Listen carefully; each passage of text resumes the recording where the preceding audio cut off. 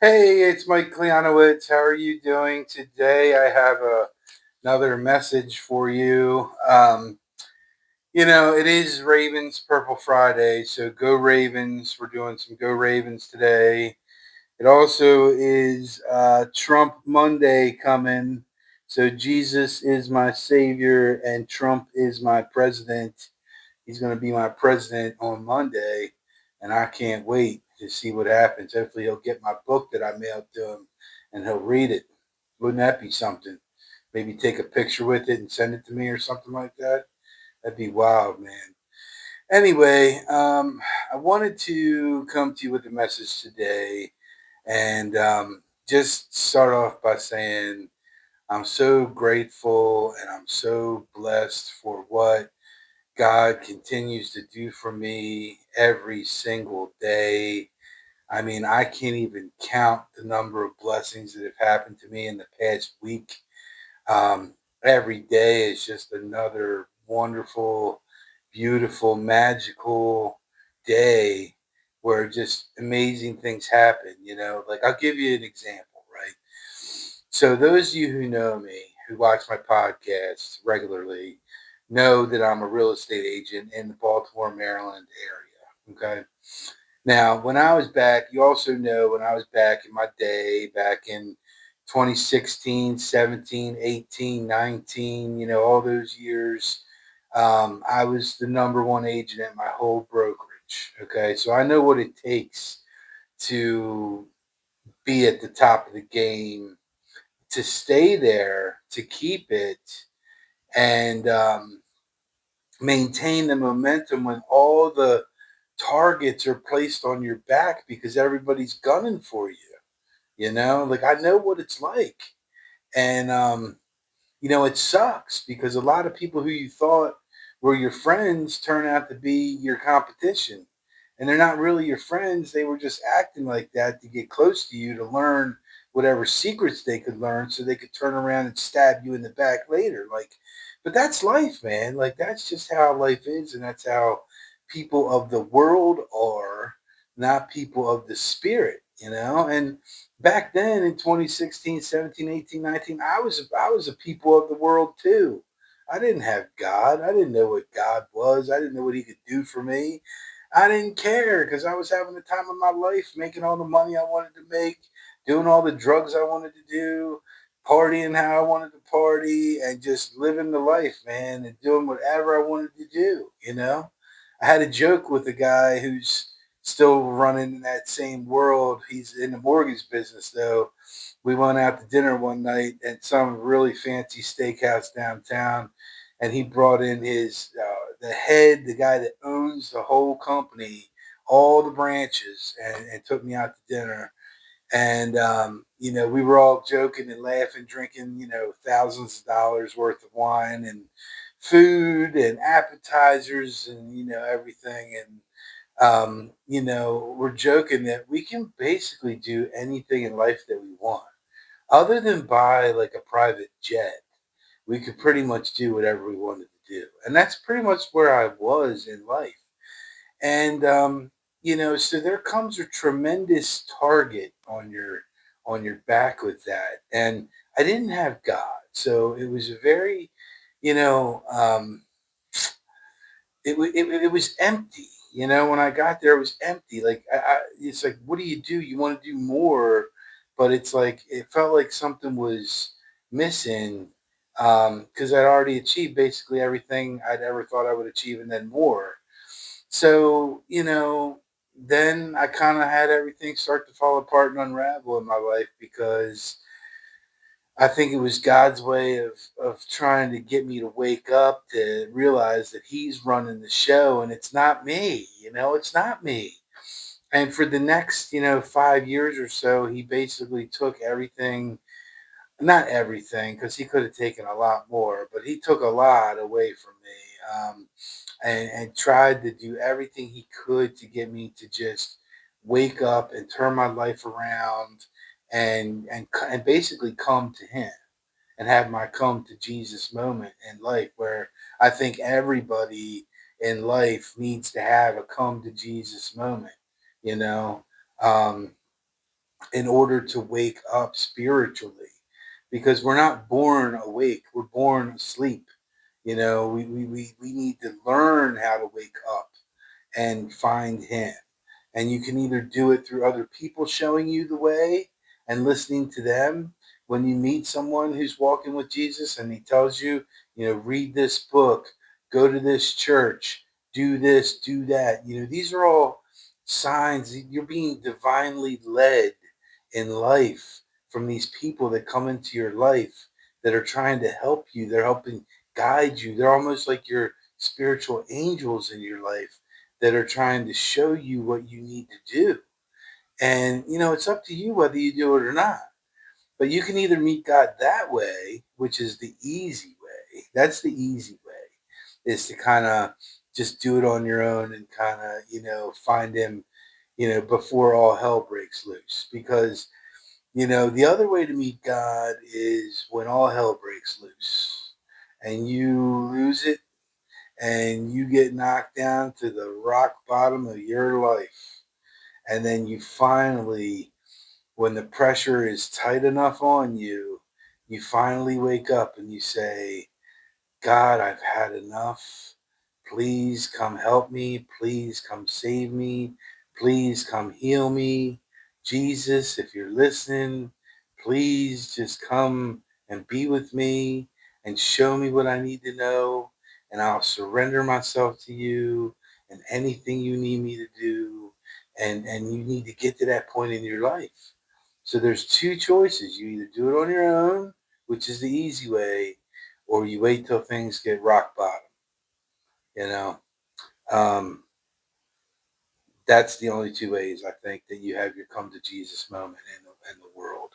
Which is why I wrote a book about it called "Are You Going to Heaven or Hell," which will be released on February 25th. I've been saying that in my podcast because you can buy a pre-release copy of it on Amazon right now. If you just go to Amazon, you put in my last name, the book will pop up and it'll take you right to Are You Going to Heaven or Hell, and you can pre-order a copy for $12.99. Like that's it, and you know it'll really be a start to getting you to open your eyes to show you that it's basically opening the door. Reading this book is like opening the door and seeing Jesus and knowing he's there and allowing you to go walk to him and have your first conversation with him. Like that's what the book is all about, and that's what it's trying to do, is trying to encourage you to start your spiritual journey, you know. That's it. But anyway, back to the blessings. So this blessing yesterday it was such a blessing. It came completely out of left field. I mean, I've been hearing these messages prophetically from different people, on my Facebook Reels page, and everybody thinks I'm crazy for listening to all these things, but I'm not, because I can tell when I hear something that it's coming from God, and they say your abundance is coming. You will be richly rewarded. You know, you're going to come into a lot of money or whatever. You're going to come into a lot of success. Like the stuff, the messages are coming. It's like, all right, well, how's this all going to happen? Because, God's got this thing, he doesn't just like make it happen like that, like he wants you to earn it through him and his way. So that he's the one that did it, and you can give thanks for that, but he still wants you to get at the end of the day. He wants you to be successful. He wants you to be blessed. He wants you to be in abundance. He wants everybody to be, but not everybody can be because they don't talk to him. They don't walk with him. They don't laugh with him. They don't joke with him. They don't tell their deepest secrets and desires to him. They don't share their lives with him.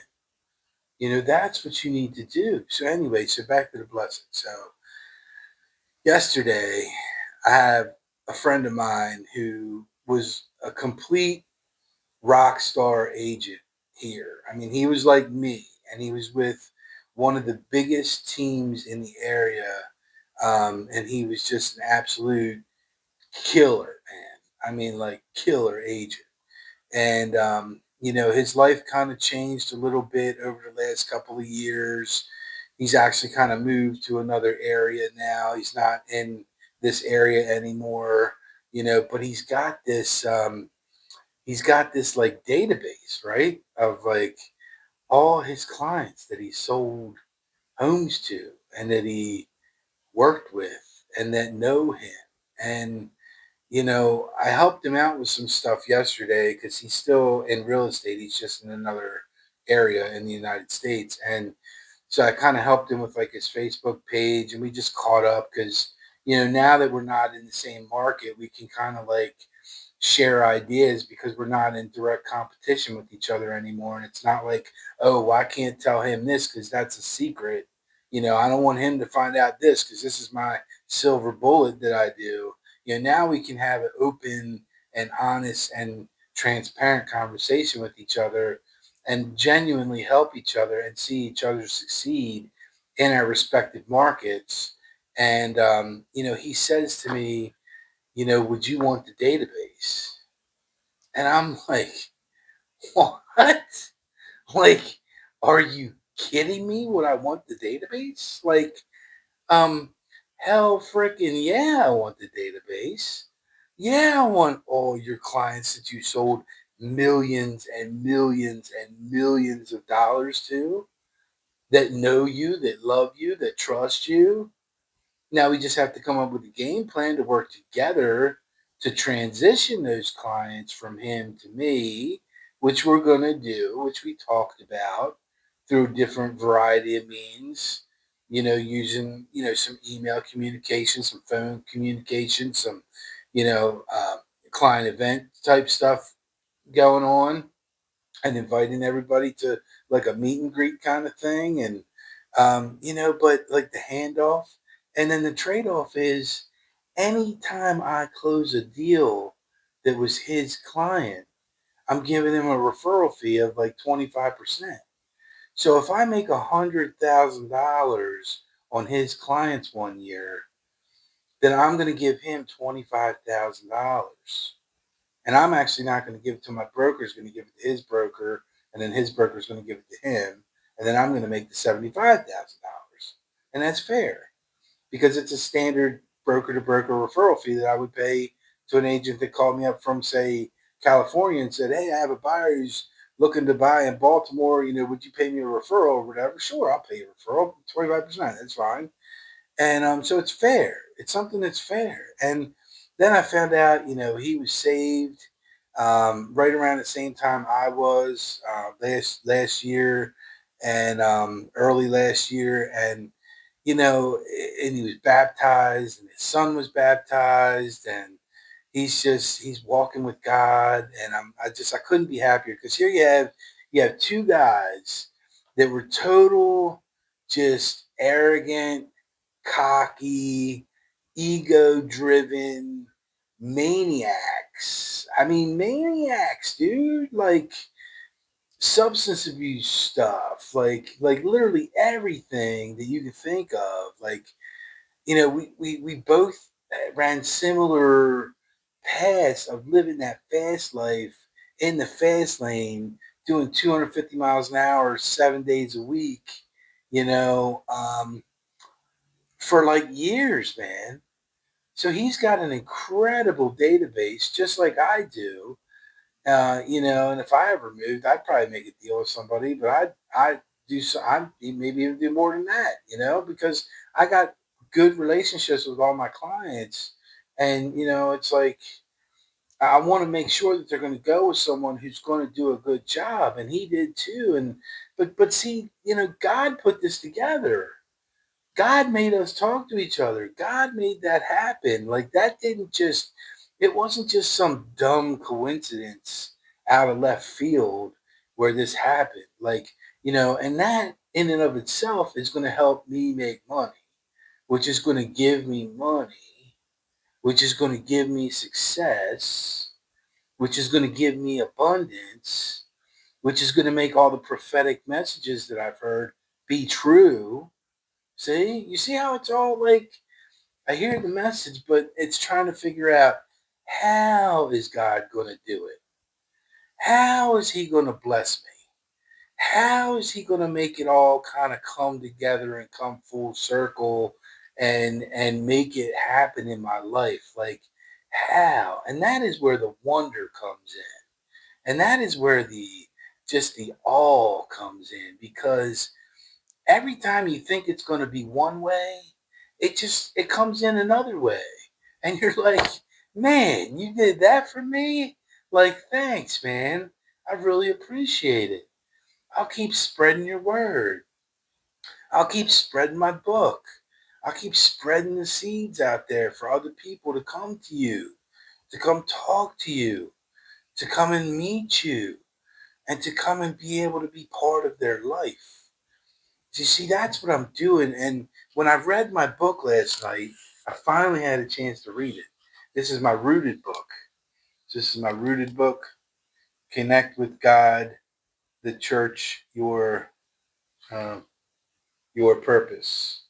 So this is my program that I'm doing with my close friends at the church and people that I don't know that I got paired up with. So I have like maybe 3 or 4 people in my 12-person group that I actually know, and then all the other people are like brand new. I don't know who they are. I don't know what their stories are, but I'm really looking forward to getting to meet them and getting to know them all, and go through this 10-week program together on becoming closer with God and being a disciple with God. But, what I was just talking about with, my job being here is that I work for God. Like, my job is that I work for God, and it's to get the message out. It's to get the gospel out. It's to share the word. It's to share the Bible. It's to share scripture. It's to get the word out on the street that, God is here, man, and he's here for you. He's here for you. He's here for you. He's here for you. He's here for everybody. But everybody, you got to reach out to him. I always say it's like that middle school dance. You're like that guy checking out all them girls on the other side of the gym, because it's, guys on one side, girls on the other side. And you're checking her out and you want to dance with her, but she's not going to dance with you unless you get the nerve up to go and ask her to dance with you. And it's the same thing with God. You got to ask God to dance with you. You got to ask him to be part of your life. You got to ask him to want to be part of your life and be part of something special, and help you become something special for this world, for this planet. Help you become something that you can be proud of, someone that you can be happy of, a legacy that you can leave for your kids, so that they can then share that with their kids and their kids and their kids. This isn't about like a one time, thing that you're just going to do and go to church on Sundays and that's it. This is committing. This is meeting him and committing to him, and it's surrendering to him, completely surrendering your life over to God and surrendering yourself over to God. Um, but in my book last night, I was reading, and what spoke to me was this little section here, where it was talking about from going to, first it said from consumer to connected. So that's when you start. You're a consumer, then you go to being connected with God. Then you go from being connected with God to being committed to God. And then you go from, this is where I am, you go from being committed to God to being compelled. And it says in Acts 2, we read that the early church went out preaching, teaching, and baptizing believers and the church grew. They were compelled by the vision given to them and by their own experiences to tell others about the Messiah.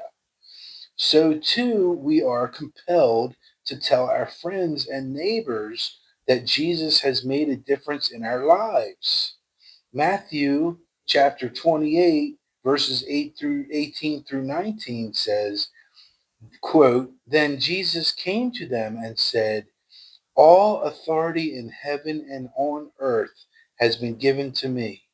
Therefore, go and make disciples of all nations, baptizing them in the name of the Father and of the Son and of the Holy Spirit.'" That's what it says, Matthew 28, 18 through 19. It is our responsibility to be ambassadors of Jesus in every sphere of influence. You know, when I'm in real estate, they always say, get your sphere of influence together and then market to those people so that you let them know that you're a real estate agent and that it's time, when it's time for them to buy or sell a house, they call you. This is called your sphere of influence. This is the people that are closest to you. When I first got into business, it wasn't long after my wedding. So I went through my wedding list and I started to go every single person on that wedding list. I just bombarded them and harassed them and let them know I was in real estate. And that helped getting started. You know, it did, because I got some people that were able to feel guilty enough for me to send me business, you know. But it continues and it says, our identities are as believers in him who happen to have jobs as a doctor or a plumber or a teacher. He has placed us in those situations for a specific purpose, to reach those around us with love and healing power of Jesus Christ, and to change that industry or vocation so it becomes an outpost of God's kingdom influence.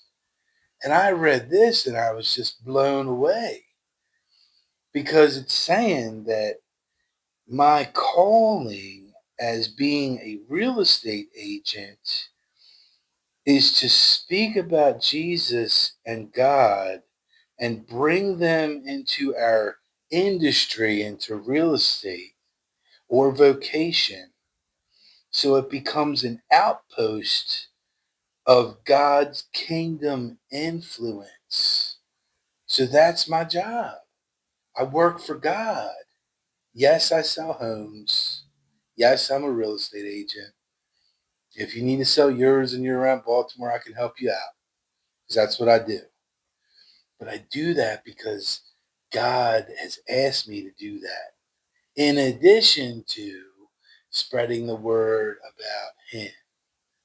You see, you know, people that are just getting connected by going to church on Sundays and that's it. They're not getting committed, and they're certainly not getting compelled. They don't understand what I just said. You know, I work for God. I literally almost want to change on Facebook and LinkedIn where it says, "Where do you work?" But I work for God. And people be like, "What? This guy's certifiable crazy now." But no, that's what I do. I work for God, and I have the Spirit, and it helps me every day in everything I do to be able to deliver messages to you here on YouTube, on my podcast channel. You know, this is working. This is helping people wake up. This is helping people realize that Jesus is out there and Jesus is real, and you need to go to him. Writing my book, same thing. that works the same way. I went and wrote the book in 2 days. 2 days, wrote 80-page book. And it's because the Spirit wrote the book. I didn't write the book. God gets all the glory for that book. My name happens to be on it. My job is to promote it. My job is to make sure it sells. Because every one that sells is more seeds going out there into the universe for people to become connected to God. Now, will I make some money doing it? Yeah, I will. I'll make a little bit of money doing it too. And if a lot of books sell and like 1 million books sell, I'm going to make a lot of money, you know? But I'm also going to take that money and I'm going to reinvest it into the kingdom's goals. And what does he want me to do with it? It's not just like get rich quick, make all this money, do what I want to do, and just, you know, buy my beach house and put my feet up and just forget about everybody. No, it's to continue to sell that book. And when that book has sold in the United States and it's a bestseller here, then where do we need to go now? We need to go to Canada. Now we need to go to Mexico. Now we need to go to China. Now we need to go to Europe. Now we need to go to Australia. And when you have something called Google, if you know how to use it, you can actually do that and you can reach all of these people. And once you've gone and you've reached all these people in the English speaking countries in the world, then you can use YouTube and Google to be able to translate your video in different languages and then take that video and then broadcast that specific language to that specific country that you want to go to. And then your book can be translated through your publishing company into a certain language, and you can then sell that book there too. So this can go worldwide in different languages. That's what we have here. And, I didn't get that vision by myself. Are you kidding me? I can't think of stuff like that. I'm just a regular guy trying to live a regular life.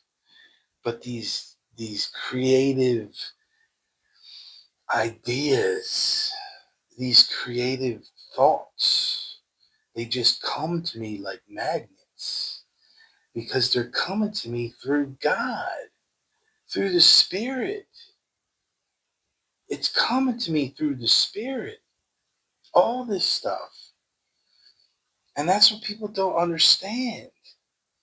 When you have God with you and for you, you have this power that is more powerful than anything in the world. Anything that's of this world doesn't equate to the power of God. God can do anything he wants at any time he wants. He created it all and he can destroy it all. You know? And everything happens for a reason. Even those wildfires in LA. We may not know what the reason is because we're just humans. But God knows what the reason is. Maybe he's trying to send a message that what's been going on out there all these years is out of control and it's not acceptable anymore. And maybe it's time for those people out there who haven't been walking with Jesus and they've been walking with the world in their own little mansions with their own little money, maybe they need to come to the Lord.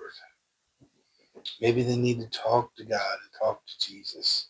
Maybe that's the message he's trying to reach out to them. He's trying to put them at rock bottom to get them to wake up, to get them to realize This is why this happened to you. Because you need me. You need me in your life. Now, I don't know that. I'm not God. All I'm telling you is that nothing on earth happens without a reason, and nothing happens by coincidence or mistake.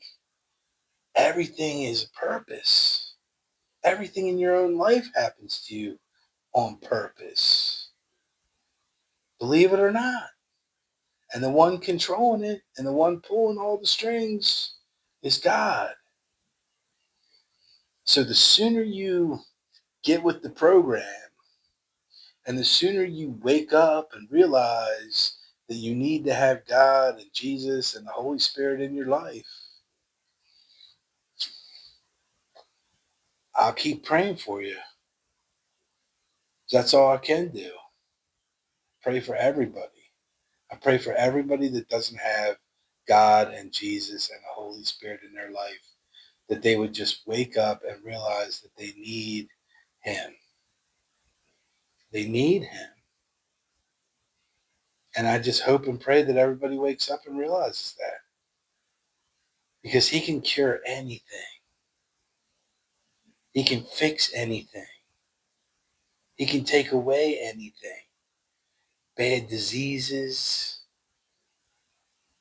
substance abuse problems, depression, mental health conditions, and miracles like being able to get up and walk when you're not supposed to, being able to see when you're not supposed to, being able to hear when you're not supposed to. He can do all that. And He's done it. And it's documented in the Bible. Story after story after story after story. Pick it up, read it, learn, educate yourself. That's what you need to do. That's what today's podcast is all about. It's giving you a little taste of what you're compelled to do, what you need to be compelled to do, not just connected. Being connected is great, but we are compelled. There's a difference. So thanks for taking the time to watch this video. Appreciate everybody here. Appreciate everybody commenting, liking, and watching my post and buying my book. And thank you for that. And just continue. I can't wait to get some feedback once people start reading the book and it really comes out. And just thanks again. Like, comment, share, and I will see you on the next video. Take care.